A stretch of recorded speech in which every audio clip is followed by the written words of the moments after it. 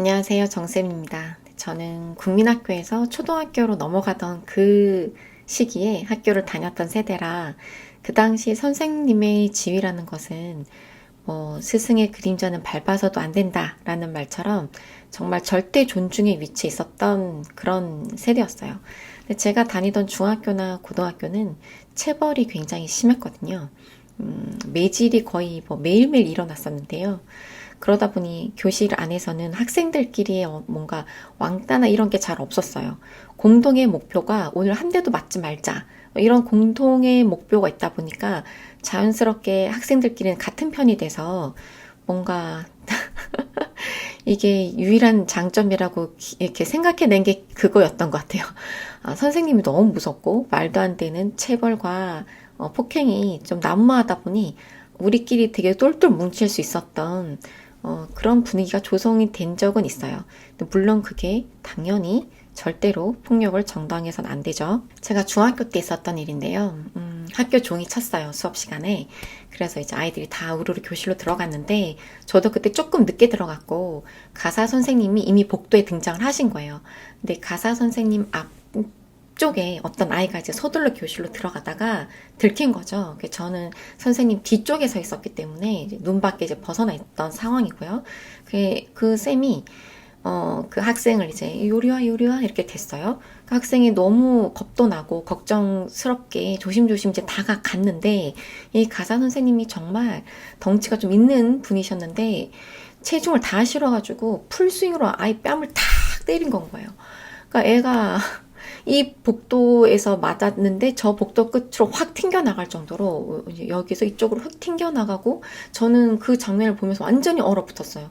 너무 무섭고 놀래서 제가 원래 사람 얼굴이나 이름 같은 거 잘 기억을 못 하는데 그 선생님 이름은 제가 아직까지 기억합니다. 아직까지 정확하게 기억을 하고 있고 그 복도에 그 선생님의 뒷모습 그 음성, 이러와 했던 음성과 아이가 겁먹은 채로 다가오고 뺨을 맞고 튕겨나간 모습, 그걸 지켜보고 있던 얼어붙었던 제 모습까지 한 편의 거의 슬로우 장면처럼 머릿속에 딱 박혀져 있어요. 저는 다행히 선생님 뒤쪽이었기 때문에 얼른 빨리 교실에 들어올 수 있었지만 1시간 내내 너무 무서워서 수업도 할 수가 없었고 그 장면을 본 게 저뿐이었기 때문에 그 학생은 도대체 괜찮은지 그 친구에 대한 제가 정보가 없기 때문에 친한 친구가 아니었어서 어떻게 됐는지도 모르겠고 이게 맞을 일이야? 라는 생각 때문에 원래도 사춘기는 기성세대한 반발이 큰 시대, 그런 이제 세대잖아요. 근데 제가 이해할 수 없는 행동을 기성세대가 특히 이제 선생이라는 사람이 하는 것을 보고 굉장히 힘든 사춘기 시절을 이제 보내게 됩니다. 저 나름. 근데 지금은 그래도 이제 수십 년이, 십수년이 흐르면서 학생의 인권이 많이 성장을 했잖아요. 최소한 아이를 때리는 선생님은 이제는 없는 것 같아요. 최근에 제 학생 중에 좀 똘똘하고 아주 이렇게 작고 귀여운 여학생이 한 명 있는데요. 이 친구가 최근에 너무 집중을 못하고 계속 멍 때리는 횟수가 좀 잦아져서 제가 슬쩍 한번 물어봤어요. 요즘 무슨 일 있니? 그러니까 아이가 이제 주저주저 하다가 이제 나온 말이 학교에서 뭔가 봉사활동을 얘가 해야 될 일이 있었던 건 거예요. 그래서 이제 시간 맞춰 갔는데 한 1분 정도 늦었대요. 그러니까 선생님께서 시간 개념에 대해 알려주겠다라고 하시면서 1층부터 5층까지 올라갔다가 다시 1층으로 내려오는 게 1회예요. 이걸로 5회 반복을 3분 안에 하라고 시켰다는 건 거예요. 그러니까 아이가 이제 그걸 하면서 이제 막 올라갔다 내려갔다 난리가 났겠죠. 그것도 이제 빠르게 썼어야 되니까요. 우당탕탕탕 올라갔다 내려갔다가 하면서 다리 이제 힘이 풀리고 또 그거를 못할 때마다 더 뺑뺑이 돌리겠다고 한 건 거예요. 성공 못하면 이제 그 다음엔 뭐 6회 이런 식으로 늘리겠다라고 했다라고 하십니다. 그러니까 이게 듣자마자 너무 화가 나는 건 거예요. 그래서 이게 뭐 학교에서 이제 다리 힘 풀리고 울고불고 하고 귀가를 이제 했고 그런 일이 있었다라는 걸 제가 얘기를 듣고 나서 어머니한테 얘기는 전달을 한 건지 그 다음 대처가 어떻게 됐는지 궁금해서 조금 자세히 물어봤어요. 다행히 아이가 부모님께 말씀을 드렸고 어머니가 학교를 찾아가셔서 이제 사과를 받았다라는 얘기를 이제 들었어요. 근데 제가 아이가 이런 얘기를 저한테 전달을 하면서 이렇게 쭉 듣다 보니까 제 아들이 중학교 1학년 때 겪었던 일과 너무 비슷하게 오버랩 되는 것들이 있어서 우리가 너무 교사라는 지위를 가진 분들께 너무 관대한 건 아닌가라는 생각도 한번 같이 해보면 좋을 것 같아요. 자, 이 친구가 저한테 얘기를 할 때 다른 친구들은 교실 뒤편에서 다른 학생들이 잘 안 보이는 곳에서 스쿼트를 시켰다라고 합니다. 근데 자기만 선생님이 꼭 찍어서 계단을 오르락 내리락 이렇게 벌을 준 점에 대해 이런 얘기를 하더라고요. 다른 친구들이 다 보는 앞에서 그렇게 말해서요 라고 하면서 이제 눈물이 글썽하는 걸 보니까 진짜 열천불이 나더라고요. 근데 이 말을 제 아들이 똑같이 한 적이 있었거든요. 다른 애들이 다 보는 앞에서 라는 말이 갑자기 생각이 나면서 제 아들이 겪은 일은 중학교 1학년 때였어요. 교실에서 선생님이 이제 들어오셨고 학생들이 선생님 나이 몇이에요? 뭐 이런 거 많이 물어보잖아요. 그날도 이제 수업하기 싫고 하니까 애들이 막 분위기를 띄웠겠죠. 근데 선생님께서는 거기서 별로 반응을 하지 않고 계속 수업을 진행을 하셨던 것 같아요. 놀고 싶은 친구 이제 몇몇이 선생님 혹시 화석 나이 아니에요? 화석? 뭐 이런 식으로 장난을 친 거예요. 근데 그런 드립이라고 하나요? 그런 게 짧은 기간에 잠깐씩 유행하다가 또 사라지고 하는 그런 드립들이 있어요. 뭐 안기모띠 이런 것처럼. 왜냐면 그 당시에 제 학원 친구들도 저한테 선생님 몇 살이에요? 라는 말을 많이 물어봤고 뭐 공룡 나이 아니에요? 화성 나이 아니에요? 뭐 이런 식으로 드립치는 걸 알고 있었기 때문에 학교에서도 그런 짓을 하는구나 라고 전 생각을 했죠. 근데 그 선생님께서 기분이 좀 언짢으셨던 것 같아요. 그러시더니 갑자기 고개를 뒤로 돌리시고는 제 아들을 딱 지명을 해서 너 나가. 교실 밖으로 나가 있어라. 라고 한 건 거예요. 아들은 자기가 그 말 한 게 아니다. 라고 했는데 선생님께서는 너가 하는 거 봤다. 그러니까 아들이 있었던 그 근처에서 그 목소리가 나온 거죠. 그리고 또 생각을 해보세요. 다 마스크 쓰고 있는데 보긴 뭘 봐요. 근데 어쨌든 봤다면서 제 아들 딱 지목을 해서 교실 뒤로 나가라고 한 건 거예요. 근데 제 아들이 그렇게 고분고분한 성향이 아닙니다. 네라고 할 리가 없죠. 따진 건 거예요. 따지고 제가 아니다 라고 이제 강력하게 부딪히기 시작을 한 건데 옆에서 이제 친구들이 분위기 파악 못하고 또 막 몰아간 거예요. 아우 야 그래 너 그러면 안 되지 막 이런 식으로 몰아가고 하니까 진짜 얘가 한 것처럼 돼버려가지고 굉장히 좀 억울한 상황이 됐는데 어쨌든 끝까지 따졌어요. 따지고 난 안 나가겠다. 내가 한 게 아니다. 이렇게 얘기가 나오면서 선생님이 이제 너 나와 이렇게 해가지고 이제 교실 밖으로 아예 복도로 얘를 끌고 나갑니다. 복도로 끌고 나가서 막 이렇게 잔소리를 하신 건 거예요.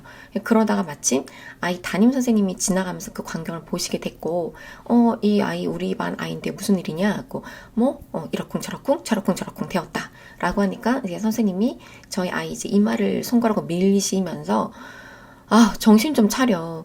선생님, 얘 인간 좀 만들어주세요. 라고 그런 워딩을 하게 됩니다. 이제 생각보다 사태가 조금 심각하게 벌어지니까 그 선생님 뭐 화석 아니에요? 라고 드립을 쳤던 그 친구가 나중에 나와서 얘기를 하게 돼요. 선생님 그거 사실 제가 했는데요. 이러고 옆에 있는 친구도 얘가 한 거예요. 뭐 이렇게 얘기를 한 거죠. 저희 아이가 이제 집에 와서 엄청 흥분한 상태로 그 얘기를 막 전달을 저한테 했을 때는 너무 속상했어요. 너무 속상했고 그 이야기를 들으면서 뭔지 모르겠지만 우리 애가 찍혔구나 라는 생각을 제가 직감을 할 수 있었고요. 넘어갈 문제가 아니다 라고 생각을 했죠. 다행히 이 건은 이제 남편이 학교를 찾아갑니다. 학교를 찾아가서 이제 얘기를 해요. 근데 제가 그 아이도 그렇고 제 아이도 그렇고 그런 얘기를 전달할 때 썼던 그 단어들 중에 공통적으로 들어가는 게 다른 애들이 다 보는 앞에서 라는 워딩이 있다는 건 거죠. 이 아이들이 아무 생각 없는 것처럼 행동하는 것처럼 보이더라도 주변에 대해 자기 평판을 굉장히 중요시 여깁니다. 야단을 치거나 뭔가 하더라도 좀 불러내서 교무실로 데려가던가 이렇게 진행이 돼야 되는데 다 보는 앞에서 자기에게 망신을 줬다라는 것이 굉장히 아이들에게는 크게 그게 다가온다라는 걸 제가 느꼈어요. 그리고 이 어머니께서도 학교에 가서 그 선생님하고 이제 상담이라고 말은 하지만 사실 단판을 지러 가신 걸 거잖아요. 우리 애가 그러는데 선생님께서 우리 애가 너무 힘들고 이거는 할 수 있는 것 같지가 않다. 이렇게 왜 쟤네들은 스쿼트 시키고 저는 계단 오르락 내리락 이렇게 하세요라고 얘기했을 때 선생님이 어쩌라고 이렇게 얘기를 하셨다라고 전달을 받은 거죠, 어머니가. 그래서 그렇게 얘기하셨다고 하던데 사실이냐라고 물어보니 선생님이 자기 절대 그런 적 없다고 그랬다는 건 거예요. 진짜 이 어머니 말씀은 녹음이라도 하고 싶었다면서 완전히 자긴 절대 그런 적 없다고 발뺌을 하셨다라는 건 거예요. 그래서 그 말을 이제 들은 당사자가 본인 딸이니까 딸이 옆에 이제 있었고 선생님 하셨잖아요. 뭐 이런 식으로 이제 얘기를 하니까 옆에 이제 다른 학생부 선생님도 좀 오시고 약간 뭐 분위기가 그렇게 흘러갔던 것 같아요. 그래서 이렇게 사과를 이제 받았다라고 하셨는데, 제 남편도 학교에 찾아가서 담임에게 손가락으로 아이 이마를 밀고 사람 좀 만들어주세요라고 하셨느냐라고 하니까 절대로 그런 적이 없다라고 하시는 건가. 전혀 자기는 그런 적이 없다라고 얘기를 하셔서 사실 제 학생들이 다 어떻게 보면 증인이기도 하잖아요. 그 장면을 많이 보고 저한테 와서 이렇게 전달해 주기도 하니까요. 그러니까 이거를 해보자는 건가? 라는 생각도 사실 들고요. 여러 가지 생각이 들었던 것 같아요.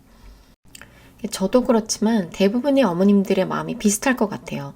학교에서 무슨 문제가 발생했을 때 우리 애가 뭐 잘못한 게 있겠지 뭐 이런 마음으로 좀 부당한 대우를 받더라도 그냥 좋게 좋게 넘어가거나 수긍을 하는 경향이 좀 있다라는 건 거죠. 그리고 좀 이렇게 상대적으로 더 편하고 만만한 우리 자식에게 나무라거나 충고를 하게 됩니다. 네가 좀 참지 그랬니? 라던가 뭐 그러게 왜 나서 이런 식으로 말이죠. 그리고 뭔가 사태가 조금 불거지고 불편하고 참기 힘든 정도의 문제가 발생했을 때 이제 학교를 찾아가게 되는 경우가 있는데요. 그럴 때는 뭔가 이미 약간 우리 애가 찍혔다라는 생각을 제가 굉장히 강하게 받았고 그렇게 한번 이제 마이너스 프레임이 딱 씌워지게 되면 그거를 벗기는 게 그렇게 쉽지가 않습니다.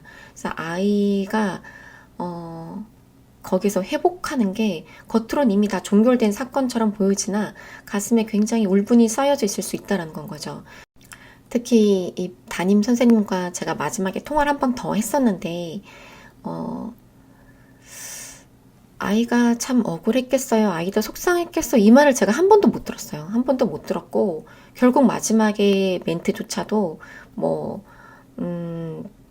아이가 어쨌든 수업 시간에 선생님한테 그렇게 뭐 주장을 하고 자기 아니다 막 이런 식으로 얘기하는 것 자체가 수업 분위기를 많이 흐리고 선생님을 존중하지 않는 행동이기 때문에 뭐 짧게라도 좋으니 이렇게 뭐 죄송합니다 이런 멘트를 써서 드리는 게 어떻겠느냐라고 저한테 얘기를 하셔가지고 정말 간만에 깊은 단전에서 이제 욕이 올라오더라고요. 아이가 학교에서 야단을 맞고 오거나 싸우고 오거나 속상한 일이 생겼을 때 일단 다 들어주세요. 속에서 뭔가 좀 이렇게 부글부글 끓어오르고 그래 나서지 말지 그랬어 라던가 그러니까 가만히 있지 그랬냐 이런 말들이 막 목구멍에 오겠지만 꾹 누르세요. 제가 이 부분에서 너무 후회가 많이 남거든요. 저는 저 나름 많이 들어준다고 생각은 했었는데 그래도 제 기질상 뭔가 아이에게 압박을 가한 게 아닌가 싶어요. 내 딴에는 한다고 했지만 들어준다고 들어줬지만 아이가 느꼈던 어떤 억울함이나 그런 어떤 모멸감 이런 것들이 다 회복할 만큼은 제가 들어준 게 아닌 게 아닐까라는 생각이 든다는 건 거죠. 이 영상을 찍게 된 이유 중에 하나가 그것도 있습니다. 아이들이 학교에서 어떤 일이 벌어졌을 때 어머니들은 일단 그걸 판단하지 마시고 무조건 다 들어주셔라 이 말을 꼭 해드리고 싶었어요. 법률 스님이 재소자분들을 상대로 하는 강연을 나가실 때 가장 먼저 하는 멘트가 여러분 모두 억울하시죠? 라는 말씀이래요. 근데 그렇게 하면 거기는 죄를 확정받고 수감 중인 분들인 거잖아요. 그래도 다 각자만의 사연이 있고 본인이 억울하다고 느끼는 부분이 있다라는 건 거예요. 즉, 그 부분에 대한 공감이 먼저 있어야 그 다음에 마음을 열 수 있다라고 말씀을 하시더라고요. 특히 이제 학교에서 선생님과의 갈등이 이제 벌어지게 되면 학생이 무조건 불리합니다. 아이 혼자 힘으로 처리하기에는 너무 역부족인 상황이 많아요.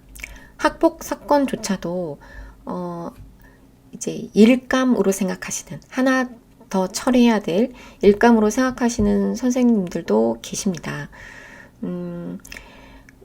저희가 받았던 그 세대 있죠. 교사의 그림자도 밟아서는 안 된다라는 교육을 받고 자란 우리 기성세대가 학생들에게 너무 무조건 복종을 강요하고 있는 것 아닌가 한번 살펴봐야 될 것 같더라고요. 사춘기 청소년들의 전두엽이 비활성화 상태라고 해서 그들이 존중받지 않을 자격이 있다거나 그들의 감정까지 비활성화 상태인 거는 아니라는 거. 선생님과의 마찰에서 어떻게든 이 불편함을 조금 피하고 싶다라는 생각에 무심코 넘어가지 마시고 꼭 아이의 목소리를 반영해 주셔야 됩니다. 아이가 했던 얘기를 어머니의 입으로 다시 한 번 더 해주셔야 돼요. 아이가 하는 내용은 선생님한테 그대로 같은 동등한 인격체로 접수되지 않아요. 부모님이 나서 주셔야 되는 일이 반드시 있다라는 건 거죠. 자, 이 영상을 보고 계신 교사님들이 계시다면 정말 존경을 담아 감사합니다. 정말 반성해야 될 교사분들은 이런 영상 자체를 보지 않기 때문이죠.